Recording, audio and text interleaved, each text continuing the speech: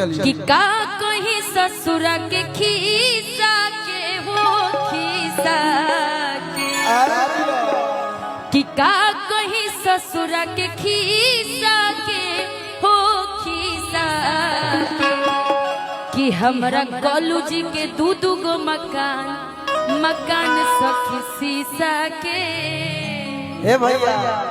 छोड़त नहीं के पाछो है निशा के यार निशा के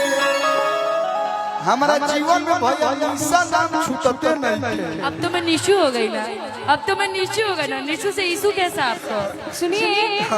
हमरा खातिर तू ही बड़ा अरे राजा जी रुआ कि हमरा खातिर तू ही बड़ा अरे राजा जी रुआ तोहरा पके हुता किलाटा जर जल जवा हमरा खातिर तू ही बड़ा राजा जी रुआ हमरा खातिर तू ही बड़ा राजा जी रुआ तोहरा पके हुता जर जल तोहरा पके हुता किलाटा जर जल जवा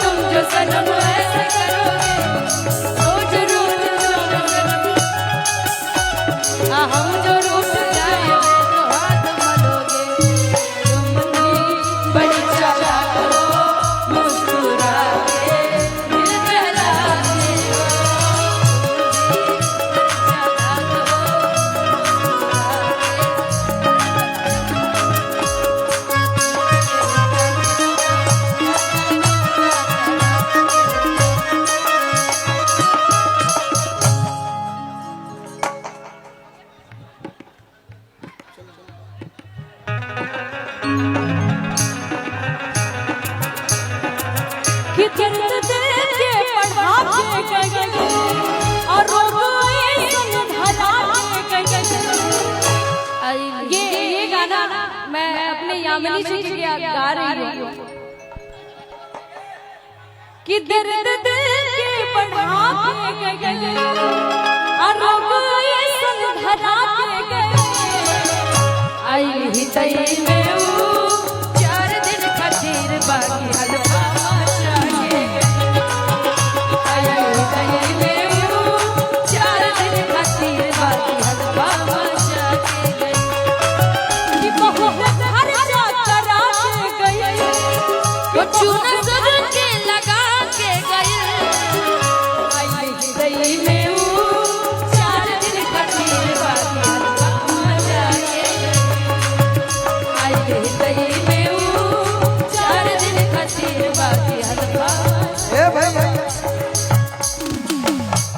कि हम तो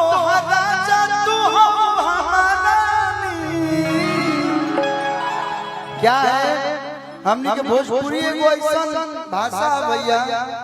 कतनो हमनी के अगर बढ़िया कुछ कहे के होई तो हमनी के बड़ा मीठ अंदाज में बड़ा अच्छा अंदाज में कहेंगे कि हम तो राजा तू हो हमारा कान खोले सुना आई लव यू फलानी कान खोले सुना आई लव यू फलानी। सुने पिया कही बात खा अनत जई बात जा